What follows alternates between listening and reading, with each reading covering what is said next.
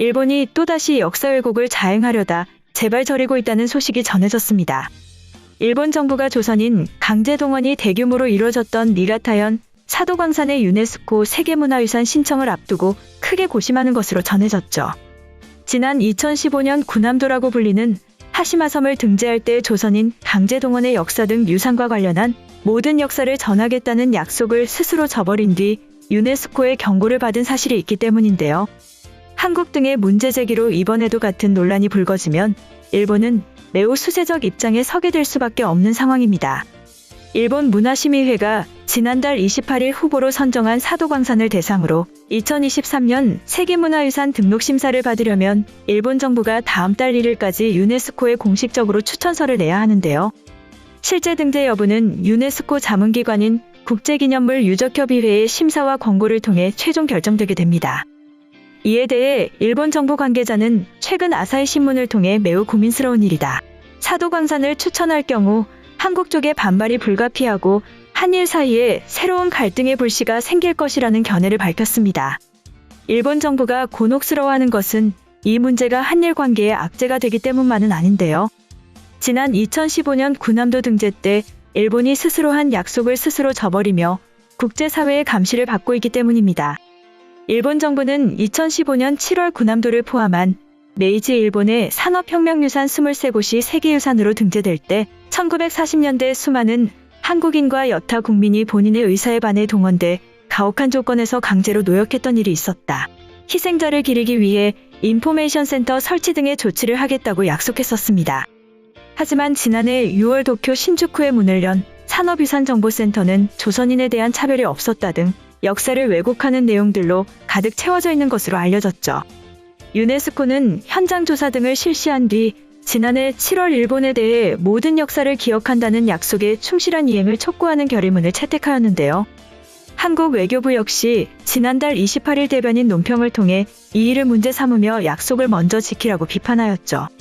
일본 정부는 이와 관련해 올해 12월 1일까지 이행보고서를 제출해야 합니다. 이 결과를 바탕으로 세계유산위원회는 내년 예정된 제46차 회의에서 이 문제를 다시 검토할 것으로 전해졌는데요. 유네스코에서 군함도와 함께 사도광산까지 역사 왜곡 논란에 휘말릴 수밖에 없는 상황입니다. NHK 방송에 따르면 지난해 11월 비공개로 진행된 문화심의회 회의에서 외무성 담당자가 한국이 이미 강한 경계의 눈초리로 사도광산건을 주시하고 있다. 일제강점기를 제외하고 시기를 에도시대로 좁혀도 피해갈 수 없다고 말하며 한국의 눈치를 보고 있는 것으로 알려졌습니다. 사도광산에선 1939년 2월부터 총 1200여 명의 조선인 강제동원이 이루어졌다는 게 구체적인 자료로 입증돼 있는데요.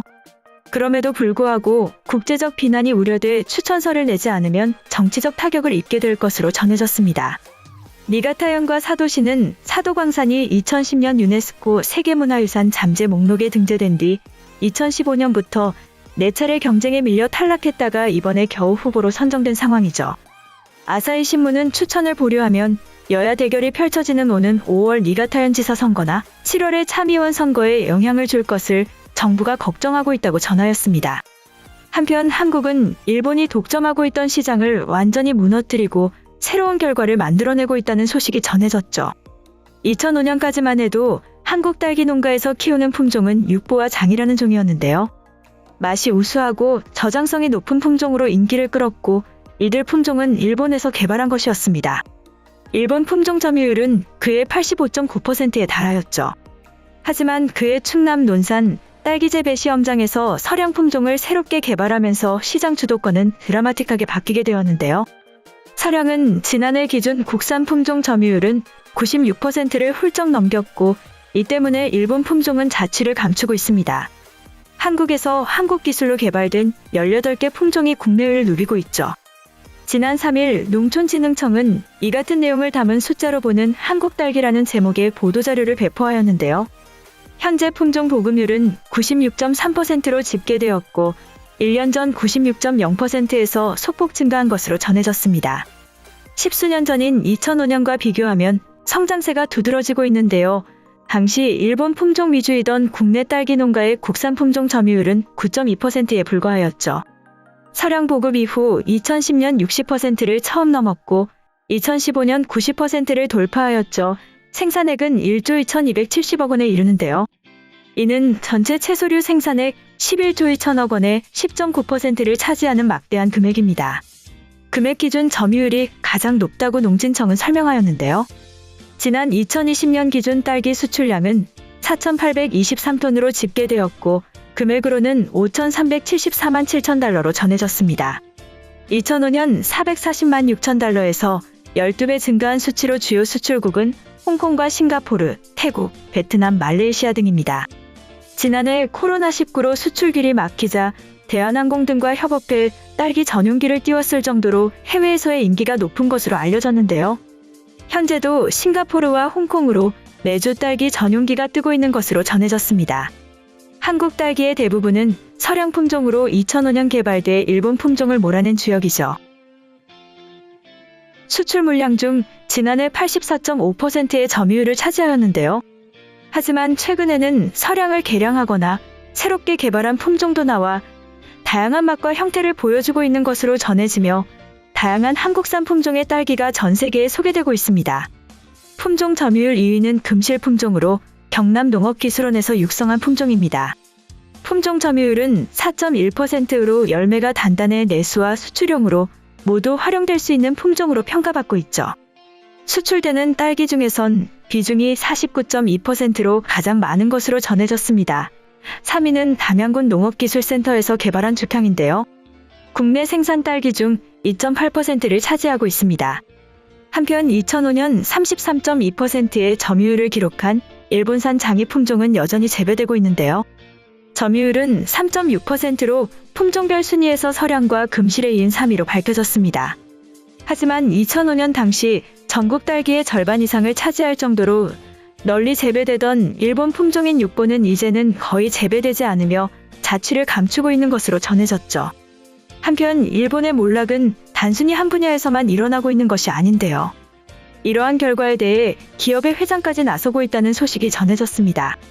일본 경제의 장기 침체 배경에 대해 패스트 패션 브랜드 유니클로의 야나이 다다시 패스트 리테일링 회장 겸 사장이 헝그리 정신이 없기 때문이라고 분석하였는데요.